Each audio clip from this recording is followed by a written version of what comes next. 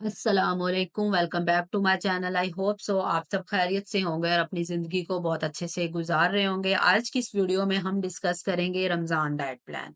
रमज़ान में डाइट क्या होनी चाहिए और अगर कोई अपना वज़न कम करना चाहता है और मुसलसल इस जद्दोजहद में है कि उसका वज़न कम हो जाए, तो वो रमज़ान के साथ अपनी डाइट को कैसे रखेगा जिससे वो अपना वज़न भी कम कर सकेगा और अपनी इबादत को भी अच्छे से परफ़ॉर्म कर सकेगा। हमारे यहाँ एक अलमिया है कि जैसे ही रमज़ान आता है, रमज़ान आते साथ हमारा 5-6 किलो वज़न आसानी से बढ़ जाता है।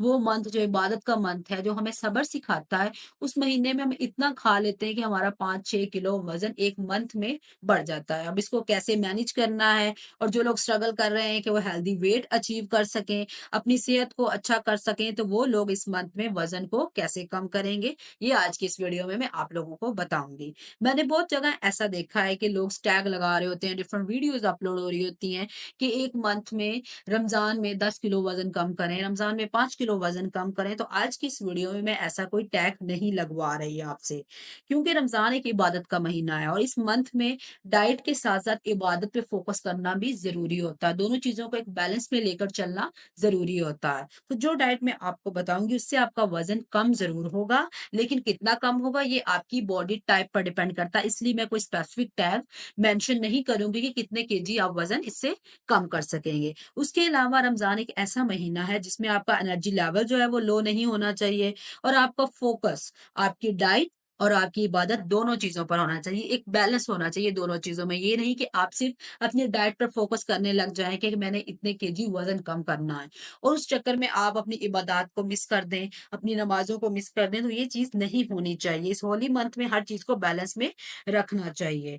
इसके अलावा अगर मज़ीद हम देखें तो सबसे पहले तो समटाइम्स होता है आप ज़्यादा डाइट पर फ़ोकस कर रहे होते हैं कि वज़न कम करना है, उस चक्कर में होता क्या है कि आपका एनर्जी लेवल बहुत डाउन चला जाता है और आप में हिम्मत नहीं हो रही होती कि आप नमाज़ अदा कर लें या अपनी इबादत कर लें और उस चक्कर में होता क्या है कि आपकी जो इबादत है वो मिस होना स्टार्ट हो जाती है और आपका फ़ोकस एक चीज़ पर चला जाता है। तो आइए मैं आपको बता देती हूँ कि हेल्दी सा डाइट प्लान जिसको फ़ोकस करके, जिसको अडॉप्ट करके आप दोनों चीज़ों पर फ़ोकस कर सकेंगे। सबसे पहले बात कर लेते हैं सहर की। तो सहर में आपने जो दूध है वो एक बहुत ज़रूरी चीज़ है। डेयरी जो है आपकी हाइड्रेशन जो है उसको मेंटेन रखने में बड़ी मदद करती है। आप चाहे रोटी खाएँ या दलिया खाएँ, कुछ भी खाएँ उसके साथ डेयरी दूध किसी भी डेयरी प्रोडक्ट का इस्तेमाल ज़रूर करें। दूसरी जो इम्पोर्टेंट चीज़ है वो आ जाती है कार्बोहाइड्रेट्स।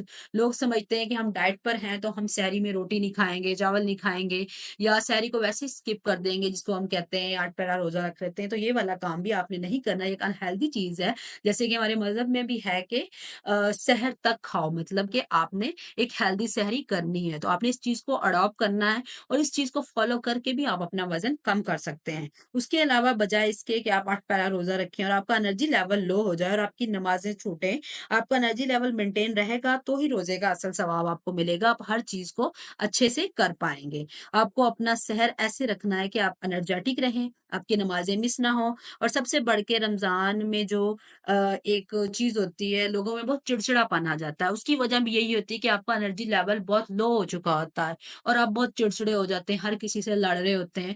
तो इस मंथ में तो आपने सब्र करना है, यही चीज़ तो आपने सीखनी है, इसी चीज़ पर तो आपने कंट्रोल करना है। तो उसके लिए आपकी डाइट का हेल्दी होना बड़ा ज़रूरी है। तो आज की इस वीडियो में मैं आपको सेहत के लिए 2 ऑप्शंस बताऊँगी, आप उसको में से कोई भी चूज़ कर सकते हैं। फर्स्ट वाला ऑप्शन है आप दलिया ले सकते हैं, जू का दलिया ले सकते हैं, गंदम का दलिया ले सकते हैं, दोनों में से कोई भी लें, 4 टेबल स्पून लें, उसको पानी में पका लें। जब पानी खुश्क हो जाए तो उसमें 1 कप आपने दूध डाल देना है और 1 हैंडफुल ऑफ नट्स डाल देनी है। उसके अलावा कोई से 2 फ्रूट्स आप ले सकते हैं, जैसे कि बेरीज़ का सीज़न है तो आप 10 से 12 स्ट्रॉबेरीज़ ले सकते हैं, इनफ है, या कोई और फ्रूट ले सकते हैं।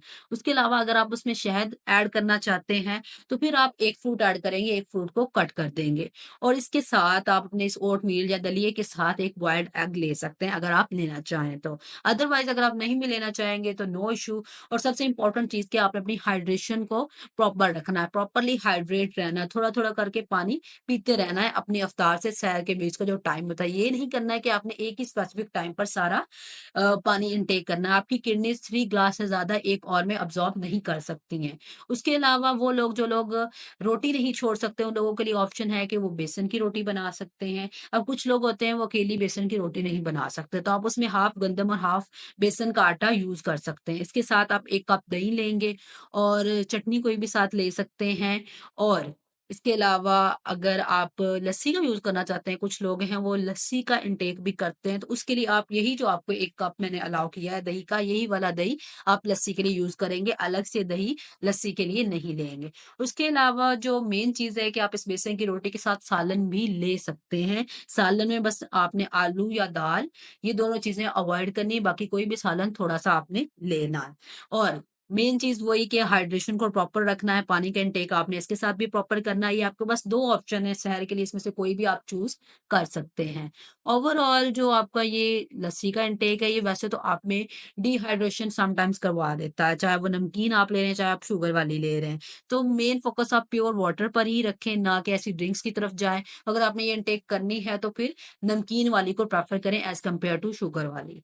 तो ये हो गया हमारा एक शहर का डाइट प्लान। अब हम बात कर लेते हैं अफ्तार की। तो अफ्तार में सबसे पहले तो आपने अपना रोज़ा जो है वो 1 से 2 खजूर से खोलना है। अगर आपको खजूर पसंद नहीं तो जैसे कि हमारे मज़हब में आप उसको नमक के साथ भी अफ्तार कर सकते हैं। उसके अलावा अब हम अफ्तार में बहुत सारी ड्रिंक्स ले रहे होते हैं। ये सारी ड्रिंक्स ही हमें अलाउ ही नहीं होती। ये सारी अनहेल्दी ड्रिंक्स होती हैं जिनको हम हेल्दी समझ रहे होते हैं।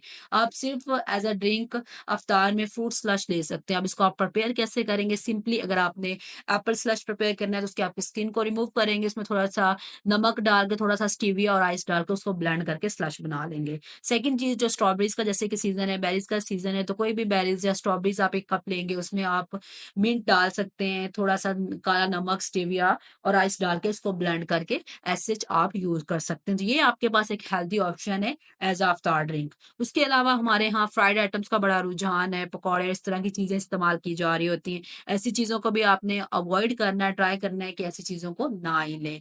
आप उसकी जगह किसी भी किस्म की कोई भी चाट ले सकते हैं, व्हाइट चना चाट ले सकते हैं, ब्लैक चना, लोबिया, इवन दही भल्ले ले सकते हैं। इनमें से कोई भी एक चीज़ आप 1 कप यूज़ कर सकते हैं और उसके साथ आप कोई भी एक आधा सादा फ्रूट खा लें। अगर फ्रूट नहीं खाना चाहते तो आप फ्रूट चाट भी ले सकते हैं, लेकिन उसके लिए आपने सिर्फ़ एक छोटी कटोरी जो फ्रूट चाट की है वो लेनी है और उसमें भी चीनी नहीं होगी, जूस नहीं होगा। उन चीज़ों को आप अवॉइड करेंगे, सिंपली उनको कट करके मिक्स अप करके एक छोटी कटोरी आप खा सकते हैं। अब आ जाता है डिनर, कुछ लोग हैं वो इफ्तारी के फ़ौरन बाद डिनर करते हैं और कुछ लोग वो गैप के बाद जैसे कि नमाज़ या तरावी के बाद खा रहे होते हैं, हर किसी का अपना होता है, दोनों तरह से आप उसको कर सकते हैं। उसमें आपने सिंपली इसमें 200 ग्राम आप चिकन ले सकते हैं, उसको ग्रिल ले सकते हैं, उसको बारबेक्यू फ़ॉर्म में ले सकते हैं, टिक्का फ़ॉर्म में, जिस फ़ॉर्म में आपका सूटेबल रहे उस फ़ॉर्म में आप इसको यूज़ कर सकते हैं।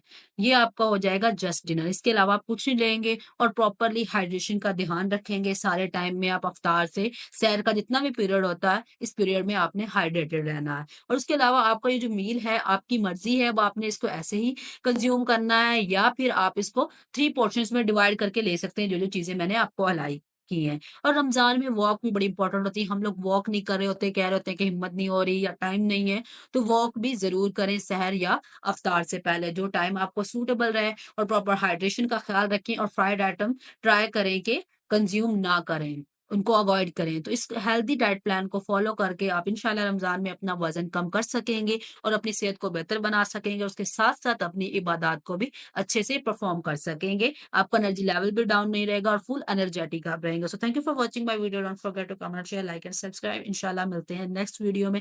तब तक के लिए अल्लाह हाफ़िज़ और दुआओं में याद रखा करें। शुक्रिया।